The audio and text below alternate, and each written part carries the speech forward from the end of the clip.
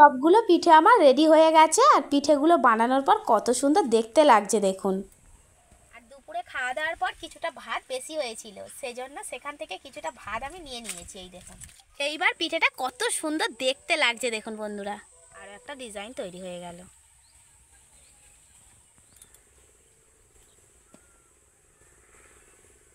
পিঠেগুলো আমার হয়ে গেছে, দেখেই বোঝা যাচ্ছে আরও ফুলে গেছে কিন্তু পিঠেগুলো, যেহেতু ভাত দিয়ে বানানো। এবার নমস্কার বন্ধুরা, কাকলির রান্নাঘর উইথ ভিলেজ ফুডে সবাইকে স্বাগত জানিয়ে আজকের আমি আপনাদের সাথে শেয়ার করব দুপুরের বেঁচে যাওয়া ভাত দিয়ে পুলি পিঠা।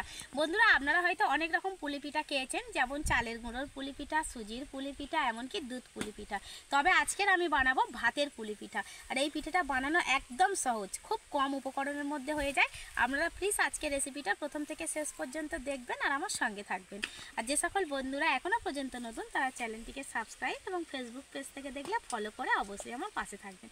তাহলে চলুন বন্ধুরা, আজকে রেসিপি বানানোর জন্য প্রথমে রান্নাঘরে চলে যাই আর রেসিপিটা শুরু করে দিই। আজকের পিঠা বানানোর জন্য আমি এখানে ভাত নিয়ে নিয়েছি। আর দুপুরে খাওয়া দাওয়ার পর কিছুটা ভাত বেশি হয়েছিল, সেজন্য সেখান থেকে কিছুটা ভাত আমি নিয়ে নিয়েছি। এই দেখুন, যখন দেখবেন দুপুরে খাওয়া দাওয়ার পর ভাত বেঁচে যাবে, তখন কিন্তু সেই ভাতটা ফেলে না দিয়ে খুব সুন্দর কিন্তু পিঠে বানিয়ে নেওয়া যায়। বিশেষ করে শীতের সময় পিঠে খেতে তো ভীষণ ভালো লাগে। আর সন্ধ্যাবেলায় কিন্তু এই পিঠেগুলো বানিয়ে খাওয়া যাবে। এখন আমি ভাতগুলোকে নিয়ে এরকম শিলে বেটে নেব। আপনারা চাইলে কিন্তু মিক্সিতেও পেস্ট করে নিতে পারেন, তবে যেহেতু ভাত সেজন্য শিলেও কিন্তু খুব ভালোভাবে বাটা হয়ে যাবে।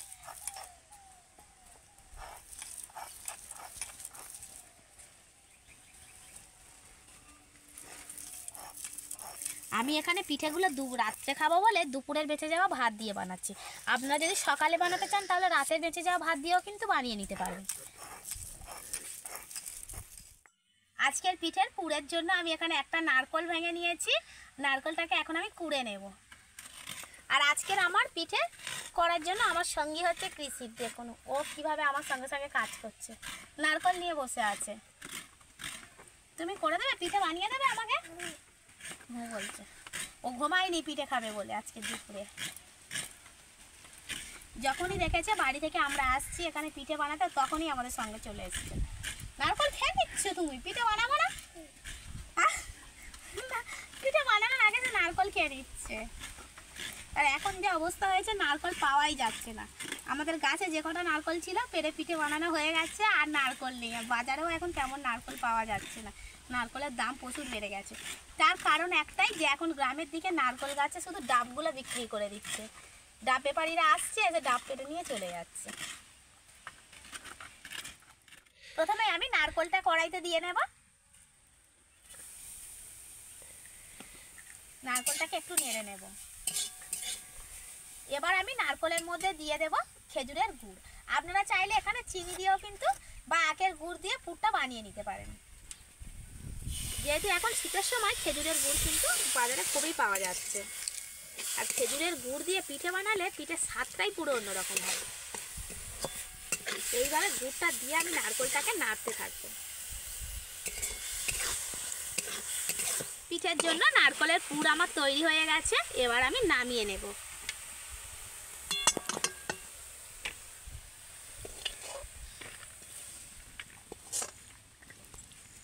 ভাতটা কিন্তু আমি বেটে নিয়েছি। আর যখনই ভাতটা বাটবেন একটু একদম মিহিভাবে বেটে নিতে হবে। দেখুন একদম মিহি করে বাটতে হবে। এবার আমি এর মধ্যে দিয়ে দেব স্বাদ মতো একটু লবণ। আর এবার এই ভাতের সাথে আমি দিয়ে দেব ময়দা।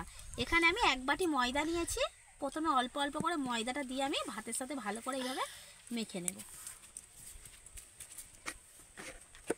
ভাত যেহেতু বাটার পর একটু পাতলা এরকম আর আঠালা আঠালা হয়, তার সাথে কিন্তু ময়দাটা মেখে নিলে ডোটা খুব সুন্দরভাবে তৈরি হবে। তবে আপনারা কিন্তু এই ভাত দিয়ে একবার পিঠে বানিয়ে খেয়ে দেখবেন, খেতে কিন্তু অসাধারণ হয়। যে কোনো পিঠের থেকে কিন্তু এই পিঠের স্বাদটা অনেকটাই বেশি হয়। ডোটা আমার মাখাতে মাখাতে কতটা সফট হয়ে গেছে দেখুন। সত্যি ভাত দিয়ে মাখানোর পর এতটা সফট হয় মানে ডোটা। এবার আমি ডো থেকে লেচি কেটে নেব। এখানে আমি বড় বড় করে 3টে লেচি কেটে নেব।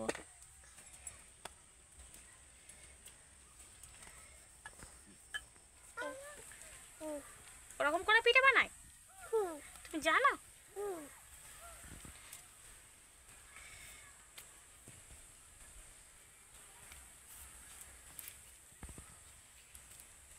এখানে আমি একটা লেচি নিয়ে নিয়েছি। লেচিটাকে এবার আমি রুটির মতো করে বেলে নেব বড় করে।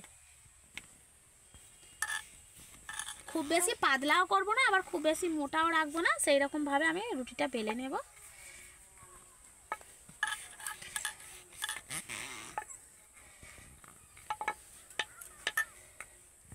এবার আমি গ্লাসের মাপ করে এইভাবে কেটে নেব। এতে কি হবে, আমার সবগুলো পিঠে সমান হবে। আর আজকের পুলি পিঠেটা আমি একটু নতুনত্ব ডিজাইনে বানাবো, আপনারা দেখতে থাকুন, খুব ভালো লাগবে। এবার আমি একটা পিঠে ডিজাইন বানাচ্ছি, আপনারা দেখুন। এখানে আমি প্রথমেই দিয়ে দেব নারকেলের পুরটা।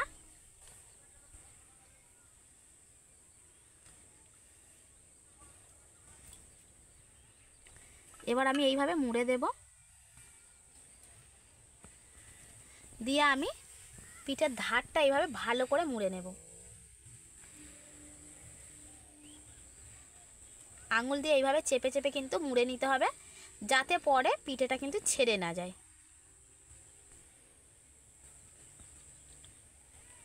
এবার আমি একটা ডিজাইন করে নেব। দেখুন, এইভাবে হাত দিয়ে একটু করে এইভাবে চেপে চেপে দেব, মানে একদিকে এইভাবে ফুলিয়ে দেব।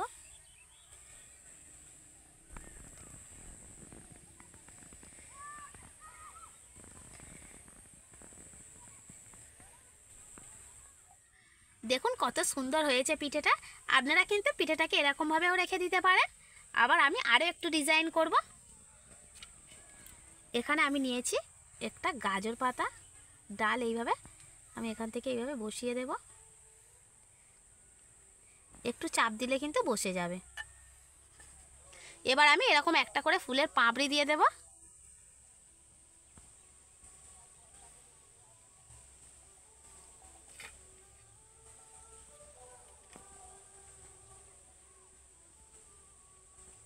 এইবার পিঠেটা কত সুন্দর দেখতে লাগছে দেখুন বন্ধুরা,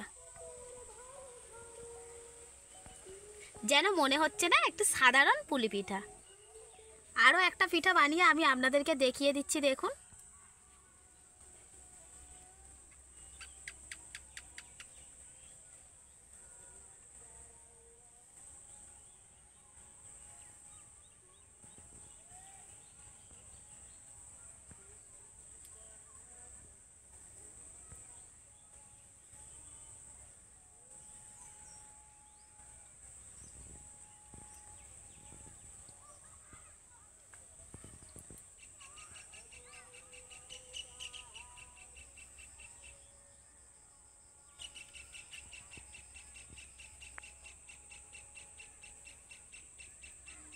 আপনারা কিন্তু যে যেমন ডিজাইন পারেন সেই রকম ডিজাইনে বানিয়ে নেবেন।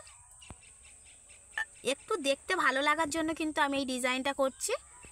আপনারা যদি প্লেন কোনো ডিজাইন বানাতে চান তাহলে আমি একটা ডিজাইন দেখিয়ে দিচ্ছি, দেখুন। আরও একটা,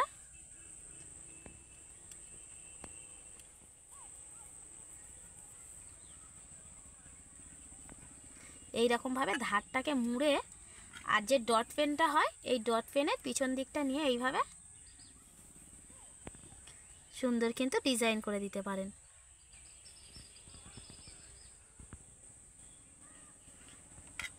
আরও ভালো হয় যদি চামচে পিছনটা দিয়ে এগুলোকে এইভাবে মুড়ে মুড়ে দেওয়া যায়।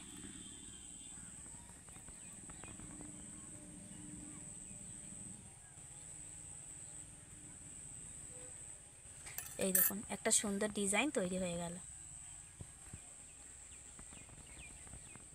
এবারের পিঠেটা আমি চারকোনা শেপে বানাবো, সেই জন্য আমি এরকম সমান করে কেটে নেব। এখানেও আমি নারকেলের পুরটা দিয়ে দেব। পুলি পিঠায় যত পুর বেশি দেওয়া হবে তত খেতে ভালো লাগবে। এবার আমি এইভাবে মুড়ে দেব, চারিদিকটা এইভাবে আঙুলের সাহায্যে মুড়ে দেব।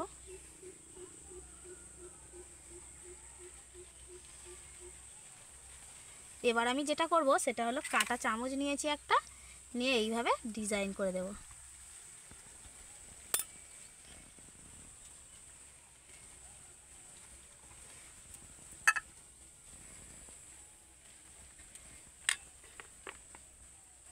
একটু ওপরে জল লাগিয়ে নেব এইভাবে।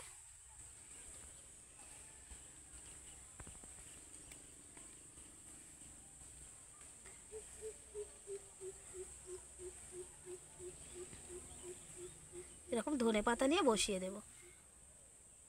এইভাবে জল দিয়ে ধনেপাতাগুলোকে আটকে দেব। এই পিঠেটাও কত সুন্দর হয়েছে দেখুন। এইভাবে কিন্তু আমি বাকি পিঠেগুলো বানিয়ে নেব। এইভাবে একটা রুটির ওপর পুর দিয়ে আর একটা রুটি এইভাবে বসিয়ে দেব। পুলি পিঠার কিন্তু অনেক ডিজাইন হয়, তবে সব ডিজাইন তো আর বানিয়ে ওঠা সম্ভব হয় না। তবে আজকের আমি অনেকগুলো ডিজাইন আপনাদের সাথে শেয়ার করলাম। আপনাদের যে ডিজাইনটা সোজা মনে হবে আপনারা সেই ডিজাইনের পিঠে বানিয়ে নেবেন।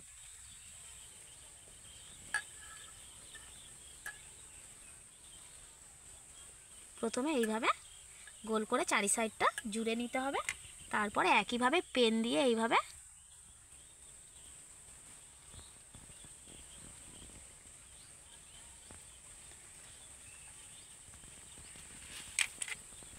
আবারও আমি চামচ দিয়ে এইভাবে মাঝখান থেকে ডিজাইন করে নেব। একদম ফুলের মতো ডিজাইন হয়ে যাবে।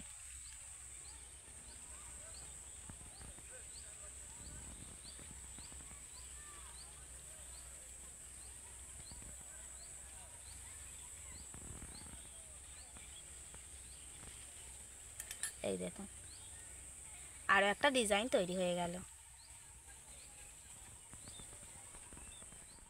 সবগুলো পুলি পিঠা আমার বানানো হয়ে গেছে। আর বানানোর পর পিঠেগুলো শুধু কেমন দেখতে লাগছে বন্ধুরা দেখুন, আর আপনারাই বলবেন যে ভালো হয়েছে কিনা।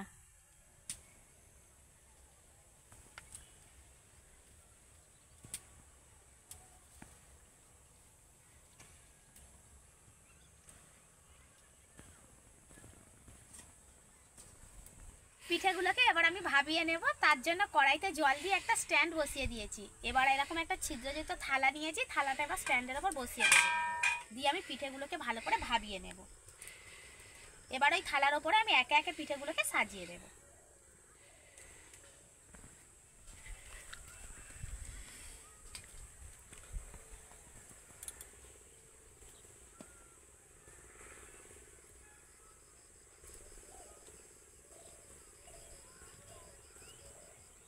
যেহেতু পুলি পিঠা তাই একটা পিঠার ওপর আর একটা পিঠা দিলে কিন্তু কোনো অসুবিধা নেই।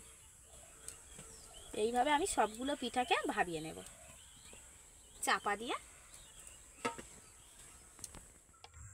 এবার আমি ঢাকনাটা খুলে দেখে নেব পিঠেগুলো কেমন হয়েছে। ওয়াও, কত সুন্দর আছে দেখুন পিঠেগুলো। যেমন পাতাগুলো দিয়েছিলাম ঠিক তেমন রয়েছে পিঠেগুলো, কিছুই হয়নি দেখুন। আর কিন্তু সব পিঠেগুলো আমার হয়ে গেছে, দেখেই বোঝা যাচ্ছে আরও ফুলে গেছে কিন্তু পিঠেগুলো, যেহেতু ভাত দিয়ে বানানো। এবার আমি এই পিঠের পাত্রটাকে নামিয়ে আগে ভালো করে পিঠেগুলোকে ঠান্ডা করে নেব। পিঠেগুলোকে এবার আমি প্লেটে একে একে সাজিয়ে দিচ্ছি দেখুন।